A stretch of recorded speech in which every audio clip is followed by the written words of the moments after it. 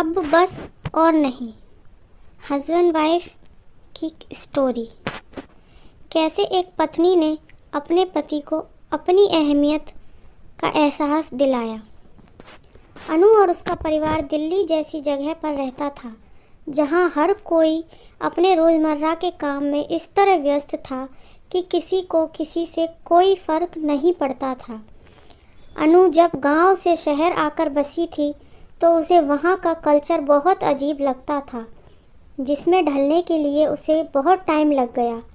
उसने औरतों को कभी इस तरीके से खुल्लम खुल्ला अपने विचारों को व्यक्त करते हुए नहीं देखा था, पर उसे ये सब अच्छा लगा। जिस गांव से वो ताल्लुक़ रखती थी वहाँ इतना खुला माहौल नहीं था। औरतों को कुछ भी करने की आज़ादी नहीं थी। वो जॉब करना चाहती थी, लेकिन उसे नहीं करने दी गई। सुमित, अनु के पति का जब ट्रांसफ़र दिल्ली हुआ तो अनु भी उनके साथ आ गई और पास के स्कूल में ही जॉब करने के लिए सुमित को भी मना लिया।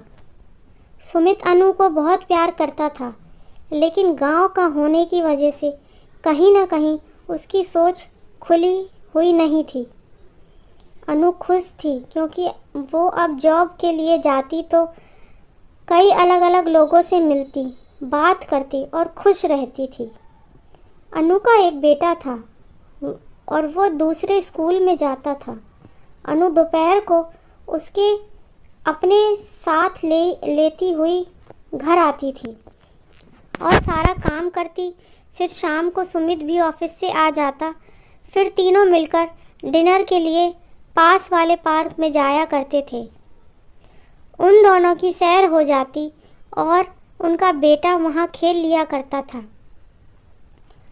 अनु सुमित को सारी बात बताया करती और सुमित भी उसे अपने ऑफिस के बारे में सारी बातें शेयर करता था।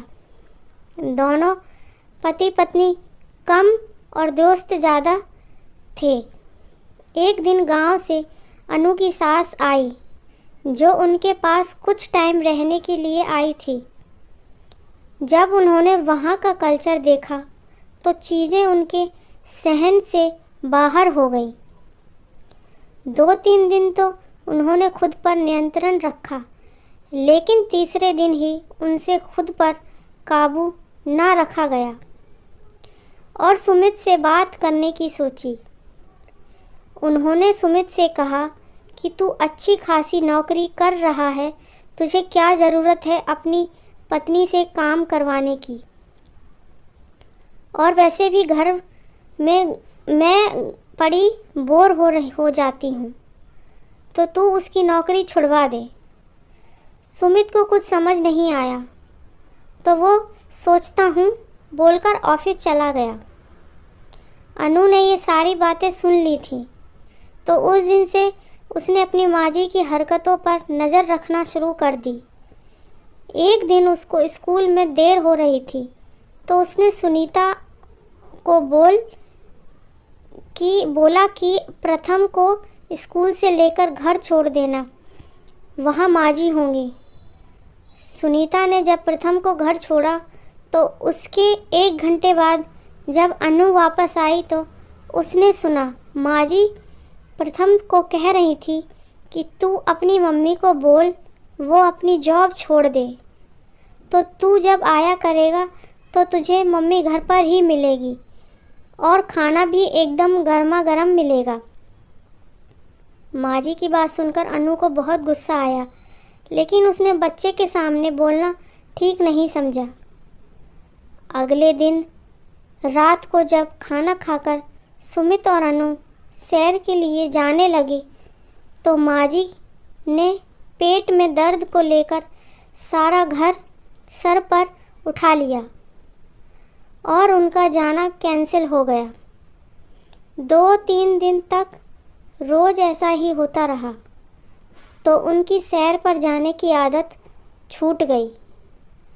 अब सुमित भी अनु से कटा कटा रहने लगा, क्योंकि माजी की सेवा करके जब वो कमरे में जाती तो सुमित सो चुका होता और उनकी आपस में कोई बात नहीं हो पाती थी, ना ही आपस में समय बिता पा रहे थे। प्रथम के बर्थडे वाले दिन केक काटने के बाद सुमित ने कहा कि चलो आज बाहर खाना खाने चलते हैं। तो माँ जी ने फिर से पेट दर्द का बहाना किया और बोली, तू लल्ला को घुमा ला, इसका जन्मदिन है, बहू मेरे साथ रुक जाएगी, हम खिचड़ी खा लेंगे। अनु मुड़ी और बोली, सुमित ऐसा करो, तुम माँ जी के पास रुक जाओ और माँ जी के साथ ही खाना खाओ, उन्हें अच्छा लगेगा। मैं प्रथम को बाहर घुमा लाती हूँ, सही है ना? दोनों माँ बेटे एंजॉय करते हैं।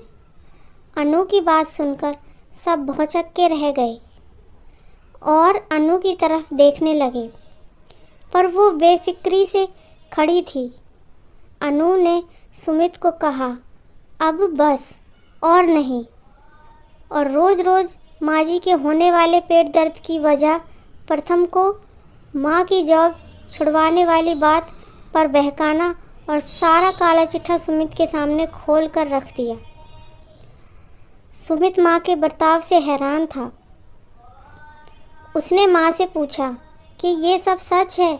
तो माँ बोली, क्या ज़रूरत है इसको नौकरी करने की, तू अच्छा खासा कमा तो रहा है ना, तेरे से घर के काम में मदद लेती है, अगर घर रहेगी तो खुद काम करेगी ना। सुमित ने जवाब दिया कि बस करो माँ, ये मेरी मर्ज़ी से नौकरी करती है और इसकी तनख्वाह से हमारे घर में मदद होती है, तो अगर मैं इसकी मदद करूं तो उसमें क्या हर्ज है। दूसरी बात, अगर आप घर पर बोर हो जाती हो तो सत्संग में जाओ, प्रथम का ख्याल रखो, लेकिन उसे गलत बातें मत सिखाओ। माँ को अब समझ आ चुका था कि चुप रहने में ही भलाई है। अनु सुमित को चुपचाप देख रही थी और मन ही मन उसका धन्यवाद कर रही थी।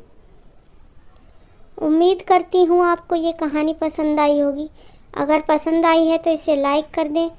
ऐसी और कहानियाँ पढ़ने के लिए प्लीज़ चैनल को सब्सक्राइब कर दें। कहानी पढ़ने के बाद चैनल को सब्सक्राइब ज़रूर कर दिया करें। धन्यवाद।